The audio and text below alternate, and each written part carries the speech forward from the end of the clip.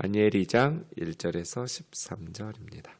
느부갓네살이 다스린 지 2년이 되는 해에 느부갓네살이 꿈을 꾸고 그로 말미암아 마음이 번민하여 잠을 이루지 못한지라. 왕이 그 꿈을 자기에게 알려주도록 박수와 술객과 점쟁이들과 갈대아 술사라 부르매 그들이 들어가서 왕의 앞에 선지라. 왕이 그들에게 이르되 내가 꿈을 꾸고 그 꿈을 알고자 하여 마음이 번민하도다 하니 갈대아 술사들이 아람말로 왕에게 말하되 왕이여 만수무강하옵소서. 왕께서 그 꿈을 종들에게 이르시면 우리가 해석하여 드리겠나이다 하는지라.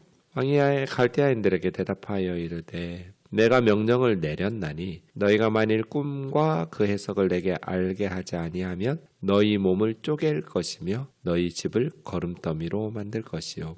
너희가 만일 꿈과 그 해석을 보이면 너희가 선물과 상과 큰 영광을 내게서 얻으리라. 그런즉 꿈과 그 해석을 내게 보이라 하니 그들이 다시 대답하여 이르되 원하건대 왕은 꿈을 종들에게 이르소서. 그리하시면 우리가 해석하여 드리겠나이다 하니 왕이 대답하여 이르되 내가 분명히 아노라. 너희가 나의 명령이 내렸음을 보았으므로 시간을 지연하려 함이로다. 너희가 만일 이 꿈이 내게 알게 하지 아니하면 너희를 처치할 법이 오직 하나이니 이는 너희가 거짓말과 망령된 말을 내 앞에서 꾸며 말하여 때가 변하기를 기다리려 함이라. 이제 그 꿈을 내게 알게 하라. 그리하면 너희가 그 해석도 보일 줄을 내가 알리라 하더라. 갈대아인들이 왕 앞에 대답하여 이르되 세상에는 왕의 그 일을 보일 자가 한 사람도 없으므로 어떤 크고 권력 있는 왕이라도 이런 것으로 박수에게나 술객에게나 갈대아인들에게 물은 자가 없었나이다.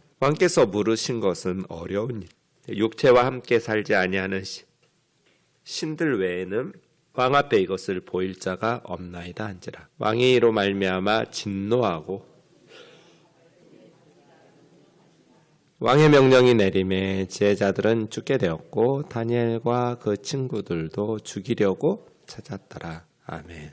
1절에 보시면 느부갓네살이 유에 있은 지 2년에 605년에 됐으니까 603년입니다. 그러니까 1장 5절에 보면 다니엘이 교육받은 지가 3년 동안 교육받았잖아요. 그러니까 이제 횟수가 왕이 된 해, 왕이 된 1년, 왕이 된 2년 이렇게 하니까 다니엘이 3년 동안 아마 한 17, 8쯤으로 추측돼요. 다니엘의 나이가 어린 소년들 중에서 왕족이나 귀족들 중에서 선발해서 3년간 교육했으니까요. 그러니까 다니엘이 3년 동안 교육을 받은 직후쯤 되겠죠. 이때 느부갓네살 왕이 꿈을 꾸었고 그 꿈 때문에 잠 못 이루는 밤이 시작됩니다. 번민하기 시작해요. 그래서 모든 바벨론의 전국에서 지혜 있다라고 말하는 사람들을 왕궁으로 불러들입니다. 박수, 술객, 점쟁이, 갈대아, 술사 표현들이 아주 많은데요. 평소에 왕에게 이렇게 조언하고 했던 바벨론의 모든 술객들을 다 불러 모았습니다. 근데 이번에는 좀 다른 때와 다르게 왕이 이들에게 요구를 합니다. 평소에는 꿈을 얘기해주면 그 꿈을 듣고 이 바벨론의 점쟁이들과 박수와 술객들이 이렇게 해석을 해줍니다. 짐승의 피를 흘려가면서 아니면 짐승을 죽이고 그 간을 들여다보거나 이런 식으로 미래를 예언하거나 꿈을 듣고 대충 그럴듯하게 해석해주는 이런 식으로 점쟁이들이 이렇게 이야기를 해줬다고 해요. 왕에게 조언을 해줬는데 이번에는 꿈을 얘기를 안 해주면서 꿈과 해석을 이야기하라는 거예요. 그러니까 이 사람들이 너무나 당황하게 된 거죠. 꿈만 얘기해 주시면 우리가 해석을 해드리겠습니다. 무슨 꿈을 꾸셨는지 말씀해 달라고. 느부갓네살이 그동안 너희가 나를 속이고 적당히 둘러대면서 그렇게 부귀영화를 누렸는지 거짓말로 적당히 해석하면서 그런 지위를 누리고 있는지 아닌지를 의구심을 가지고 말하는 거예요. 그런데 내가 무슨 꿈을 꾸었는지 그 꿈을 말하면 너희들이 말하는 그 해석도 옳다라는 것이 인정되잖아요. 그러니 내가 꾼 꿈과 해석을 말하라는 거예요. 내가 꿈을 얘기해 주면 너희의 해석이 옳은지 그른지 적당히 둘러대고 그럴듯하게 말로 꾸며내는 말인지 아니면 진짜 그 해석인지 알 수가 없잖아요. 꿈을 꾸었고 그 꿈 때문에 번민해서 잠을 이루지 못하고 그렇게 번민하고 있는데 데려오라고 해서 불렀습니다. 이것이 이제 계속 반복되죠. 그렇게 할 수 있는 사람은 바벨로니아 전국에 한 사람도 없습니다. 꿈을 말씀해 주세요. 꿈을 말씀해 주시면 우리가 해석해 드리겠습니다. 너희 몸을 쪼개고 너희 집을 거름더미로 만들 거라고. 이 꿈과 해석을 말하지 않으면 너희에게 내릴 법은 한 가지라고. 다 죽일 거라고. 분노하기 시작합니다. 너희가 그런 식으로 말해서 시간을 지연시키려고 하고 적당히 꾸며대려고 하는데, 그래서 이제는 느부갓네살이 꾼 꿈과 해석 때문에 바벨론의 모든 점쟁이들, 술객들, 박사들, 술사들이 죽음의 위기에 처해 있는 것이죠. 지금 느부갓네살은 그들의 정직성을 의심하고 있어요.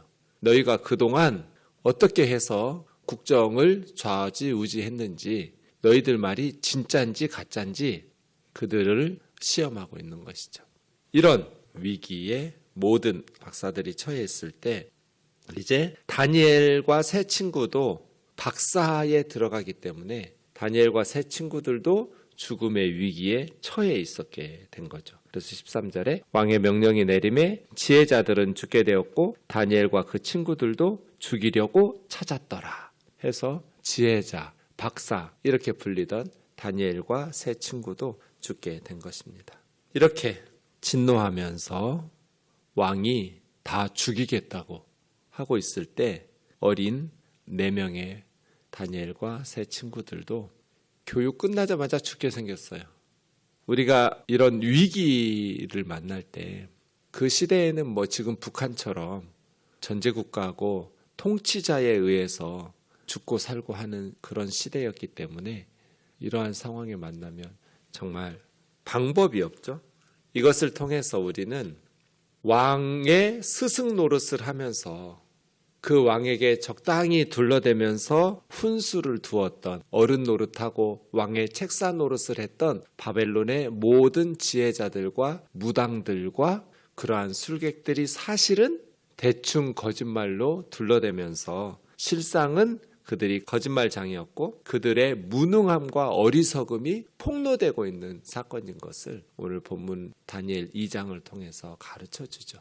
세상의 점쟁이라는 사람들, 세상에 무슨 먼 천공 스님이니 먼 술사니 하는 이런 사람들, 적당히 사람들 눈치 봐가면서 그런 사람들 위해서 엄청난 스승과 지혜를 가지고 미래를 내다보면서 통찰력이 있는 사람인 척하지만 사실은 그들이 거짓말로 사람들을 그럴듯하게 속이면서 왕의 훈수를 두었던 거짓말장이었다라는 것들이 드러나게 되죠. 이러한 때 진짜 해결책은 이 술객들이 11절에서 대답합니다. 왕께서 물으신 것은 어려운 일이라 육체와 함께 살지 아니하는 신들 외에는 왕 앞에 그것을 보일 자가 없습니다.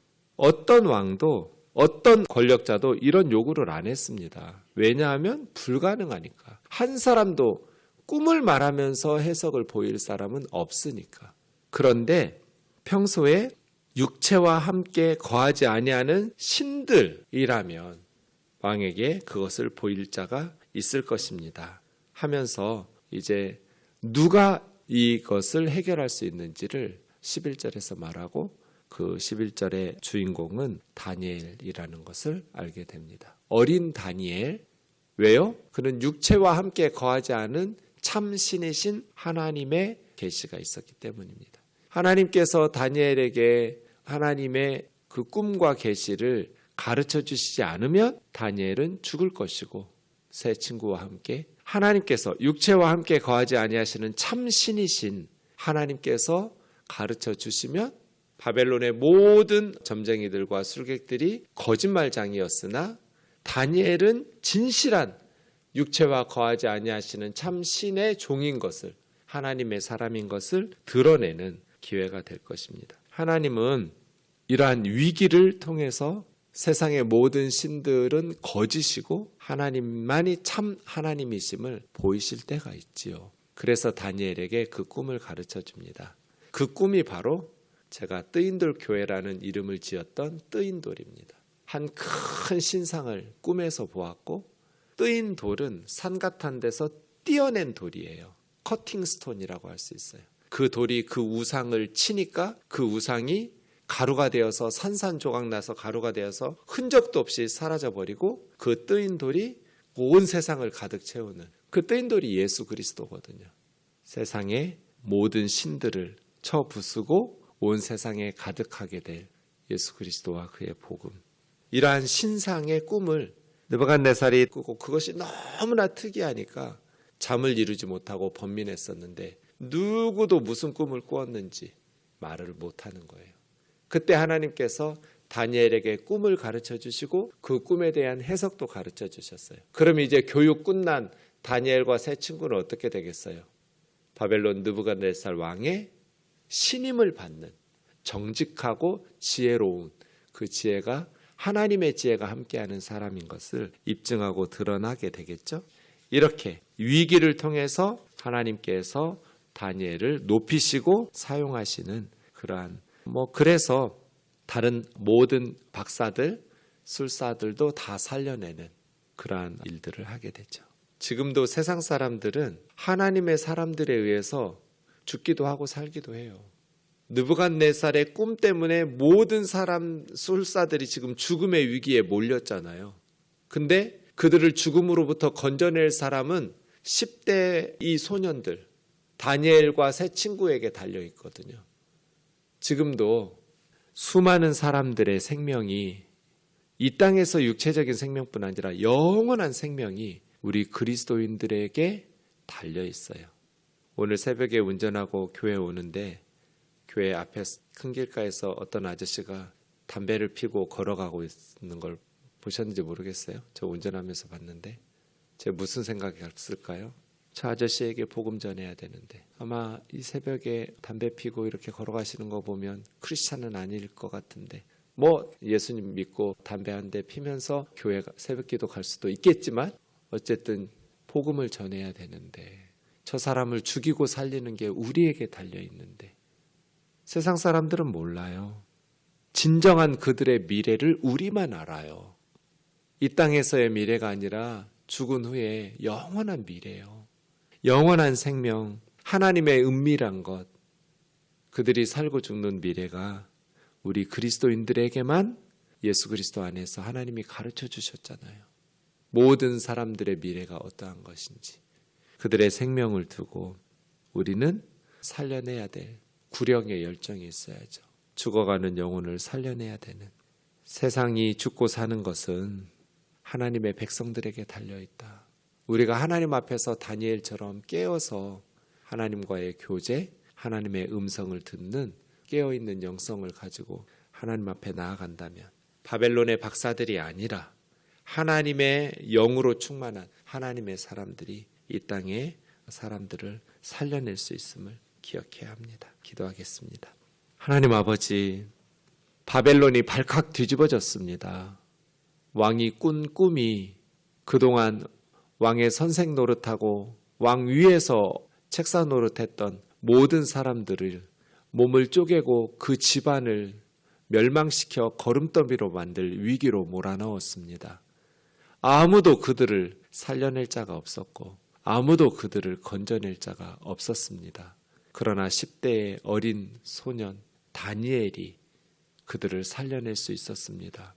하나님께서 그에게 지혜를 주셨기 때문입니다. 하나님 아버지, 지금도 이 땅의 사람들은 그들의 미래를 모릅니다. 하나님의 사람들만 이 땅의 미래와 모든 사람들의 미래를 정확하게 알고 있습니다. 우리가 구령의 열정을 가지고 죽어가는 영혼들에게 복음을 전하고 예수 그리스도의 기쁜 소식을 전해줌으로써 그들을 생명으로 인도하는 자가 되게 하여 주옵소서. 예수님의 거룩하신 이름으로 기도하옵나이다. 아멘.